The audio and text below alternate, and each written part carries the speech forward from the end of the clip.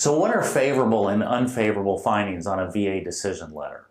With the Appeals Modernization Act, the VA improved the letter it sends to veterans when it makes a decision. Now it specifically states favorable and unfavorable findings. With the old letter, it can be very difficult in my experience to really understand what in the world the VA is saying, and veterans had trouble understanding it. It just didn't make any sense. The new decision letter is much better in my opinion because it specifically tells the veteran the favorable findings regarding their claim, the unfavorable findings. So the elements of service connection will be shown on that letter. One of them is that you have to have a current diagnosed medical condition. So it might say under favorable findings, you have been diagnosed with a chronic medical disability.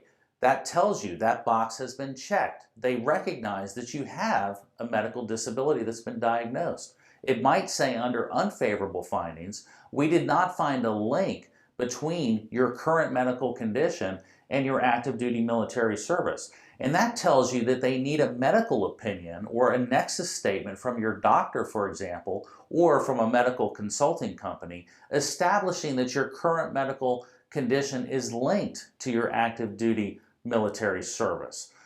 Another thing that it might tell you, if you claim a direct condition, it might say, we don't see any evidence that you had a chronic condition on active duty. If you didn't go see medical very often, if you only went once or something like that, it might say that they don't see that you had a chronic medical condition on active duty. Then you know that you would need to establish that you did have chronic symptoms, even if you didn't go to medical. Maybe you can get a buddy statement. Maybe you can put a personal statement on a 4138 explaining the symptoms that you had, explaining why you didn't go to medical or for whatever reason. That can be very helpful for your appeal. It might tell you something like, we did not see continuity between your condition in service or your symptoms in service and your current medical condition. Meaning they see that you had symptoms in service and they see that you currently have a medical diagnosis. They're conceding that, but they don't see an evidence that they're linked. They don't see a link between symptoms of that condition on active duty and your current condition. So if you had chronic knee pain on active duty, for instance, and you continue to have symptoms, you know your knee was never the same after service. You know, you might have developed that symptoms on service, and you know that your knee's been a chronic problem since then, and now you have a current medical diagnosis. So they just need to see that you have continuity of those symptoms. You need to show medical evidence that you continue to suffer those symptoms from service to the present. That can be lay evidence. If you went and saw a doctor regarding that condition and you haven't submitted those records, maybe you could get those records to show that you continued to have chronic symptoms of that condition.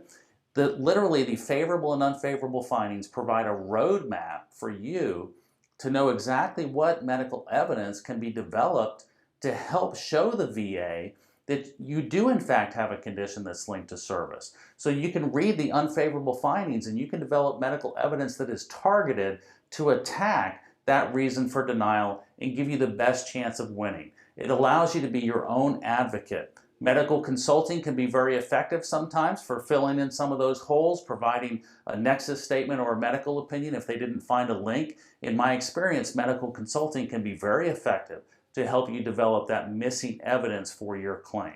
So that's what favorable and unfavorable findings on a VA decision letter are.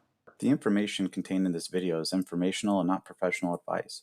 Rely on it at your own risk and see a qualified medical or other professional to discuss individual circumstances.